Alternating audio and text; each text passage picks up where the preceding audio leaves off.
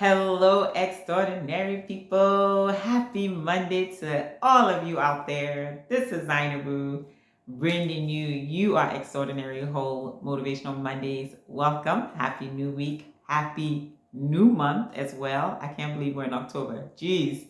But we thank God for making us seeing it this far into the year. But let's go ahead and get into the message today. And my message today is to encourage those of you out there who might be in this place of believing for something grand, something big, something that seems too impossible to happen. And in that, I call it tunnel of faith, a tunnel of faith.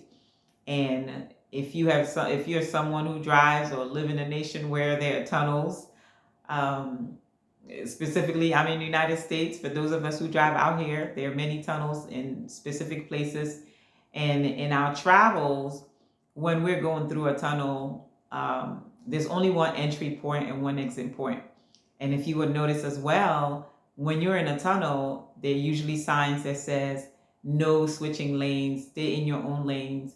And if you've also noticed, there aren't any emergency stops. I'm sure maybe, of course, maybe in like those are rare instances where it's an absolute emergency for you to do so. And I believe the reason being it's because it raises a risk to you as that driver, as well as other drivers who are going through that tunnel. So you just have to keep going. You can't stop. As we've heard the saying, sometimes there's light at the end of the tunnel.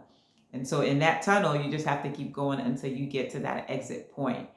And in relating that to our faith, there's some of us who have a nervousness. I will coin it that, not more so a fear. I'm one of those people who have this nervousness of going through tunnels or bridges.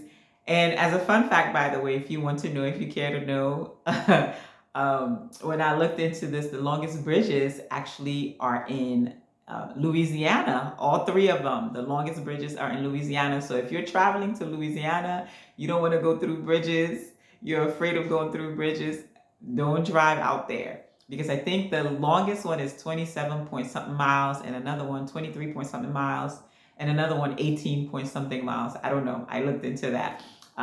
So fun fact for you, if you're traveling there, you don't want to drive. I remember years ago, I traveled to Louisiana, and one of those bridges we had to go through, and it felt like it was never ending. And like I told you already, I do have a slight nervousness of doing that. But anyhow, back to the message. In our faith, in believing God even more so for something. Like I said, today you might be in that place where you're believing for something so grand. You might be a woman who's believing to have a child. You might be that man or woman who's believing for your husband, for your wife. You might be that person. I don't know, whatever it is that looks like for you right now, you might be in this position in your tunnel of faith where you put something in God's hands, you cannot take it away from him. Just like when you are in that tunnel, you can't turn around, you can't do no U-turns, you can't make no emergency stops. Likewise, sometimes we do that with God. We put something in his hand and take it away from him. God, this is not happening fast enough. You're not coming through fast enough. But it takes time. Just like the same way it takes time in going through that tunnel and going through that bridge, you have to wait until you get to the exit point. Because once you get to the entry point, there's no point of return. And likewise, when you place something in God, he has to be your exit and your entry point. You put it in his hands, you can't take it away from him. You can't try to go to something else, any lotion, motion, potion, and try to put something together. It has to be in his hands. So today, my encouragement to you, if you feel like you're going through this tunnel that's not ending, you can't stop, you can't make no U-turns, just know that there's going to be light at the end of the tunnel. And I must remind you as well, sometimes God doesn't specifically answer certain things the way we want him to. But that doesn't necessarily mean he did not answer that prayer. It just means that he wanted to do it a different way that's also going to work out for your good. And you don't see it right now, but eventually you will see it in your life, because he does nothing just because. Everything he does It's for our favor, it's for your favor. So today, stay the course, stay with him, continue to seek him. And I share this Bible verse with you, one of my favorite to go to as it relates to this area of faith. Proverbs 3 verses 5 and 6, which reads, "Trust in the Lord with all your heart and lean not unto your own understanding. In all of your ways acknowledge him, and he will make your path straight." Trust in the Lord with all your heart and lean not unto your own understanding. In all of your ways acknowledge him, and he will make your path straight. Just know that today you might feel like you're on a crooked path. You're on a road that's not getting anywhere.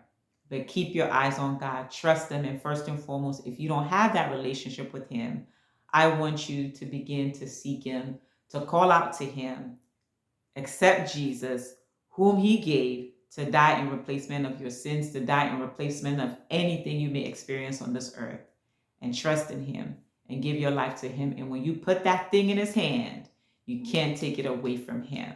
As I encourage you, I'm also infusing that same encouragement in my life as I stand in faith and believe for something. You might be someone, you're believing for someone's healing today, whether for yourself or someone else. Don't take detours. Don't make a U-turn with the God.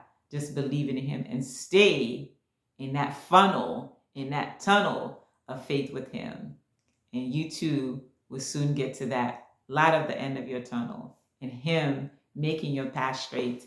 Let's go out there. Let's go create something extraordinary, because you are extraordinary and you are extraordinarily whole. I'll talk to y'all soon. Bye.